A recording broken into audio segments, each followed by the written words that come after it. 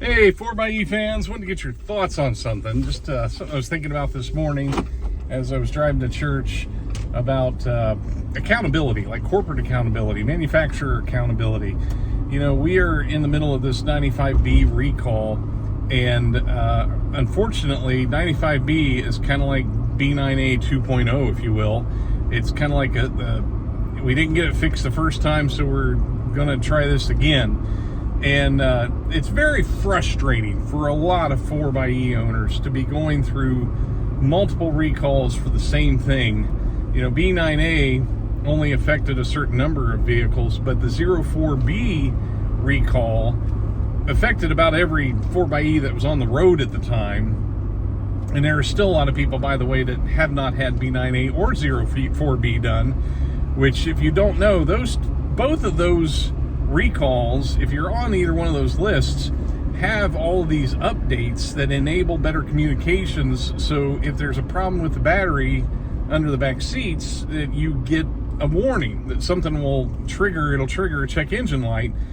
And a lot of people don't realize that 04B has all those same updates that B9A does, and they think it's just a defrost recall, which is the way Jeep advertised it, but it was so much more than that. It had all these updates that were on B9A.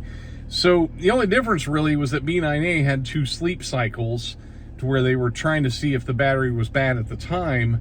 And of course, a good number of batteries went bad later. A lot of us have had degradation issues later, mine included. I was on the B9A, but then got removed, but I had the 04B done, and therefore was able to throw a check engine light when that P0BBD code finally came in that indicated there was an irregular voltage inside the battery. And I was seeing degradation, I was seeing loss of range, loss of performance, all that kind of stuff.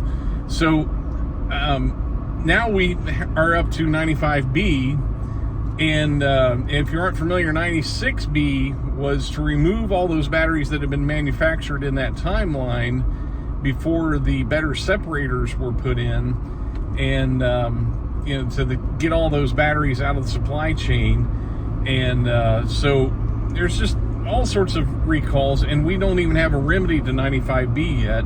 And a lot of us, there's a lot of speculation that there really is no remedy, that replacing the battery is going to be the ultimate fix. And that's kind of, we can see why Jeep doesn't want to replace every battery on the road. Samsung doesn't want that, Jeep doesn't want that, because the price tag of that could be, you know, some of us have kind of speculated at some numbers between 600 and 800 million. And I think our numbers might even be conservative. I don't know, because we don't know the actual cost of this battery.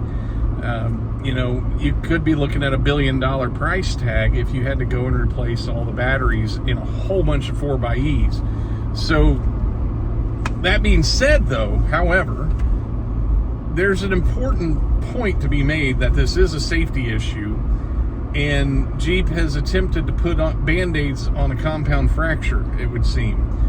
And I'm curious what your ideas, you know, in the comments down below, if you have ideas of, you know, what should be an accountability measure for a manufacturer like Jeep that has a situation like this, that it's obvious it's going to cost a lot of money if they have to replace all the batteries, and they're trying to, you know, come up with a flash that would tell them if a battery is bad or not.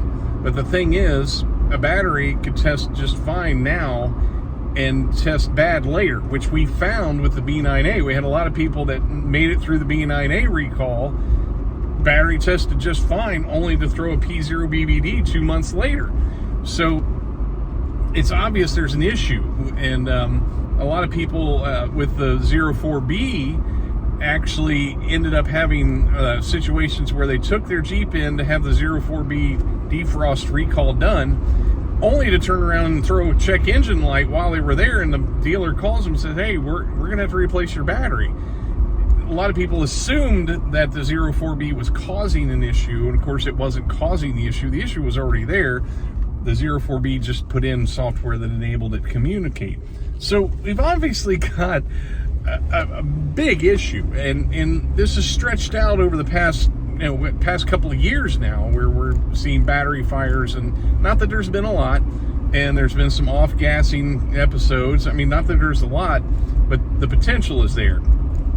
So my question is, what accountability could there be, guy? My first thought was, well, maybe Jeep should not be enabled to maybe if you bought a Jeep Wrangler 4xe now, maybe that tax credit should go out the window. Well, that's just dinging the consumer and making the next buyers buy more for a mistake that was made in the past. So I don't think that's right.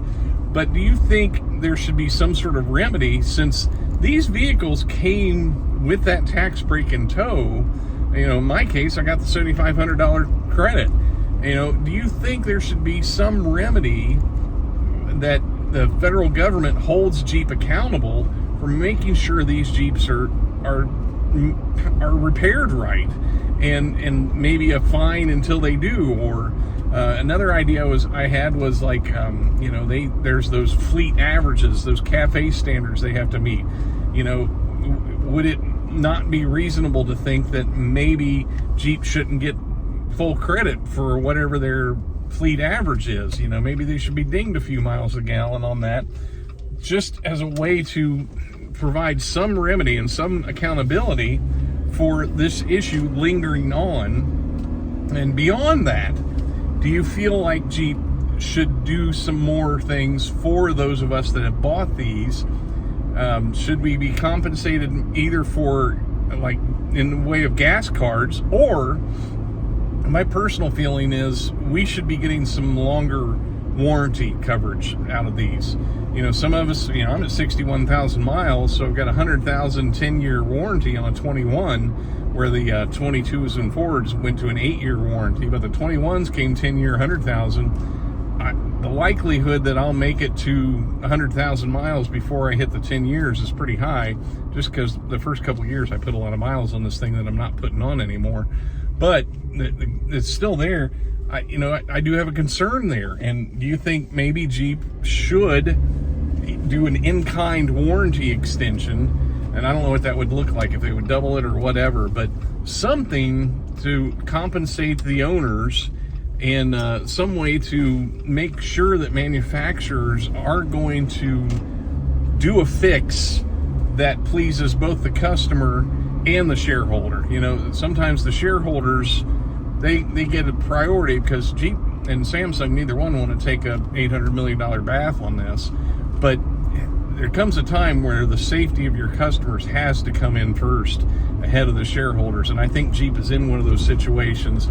And just wanted to get your thoughts on what you think some sort of remedy should be to make sure this gets done in a timely manner, so we're not continuing to drive these vehicles around, running the gas engine, when that's not what we paid for. That's not what we got into. That's not what we asked for when we bought these vehicles. Should there be something that the government does that says, you got to fix this? So those are my thoughts on that.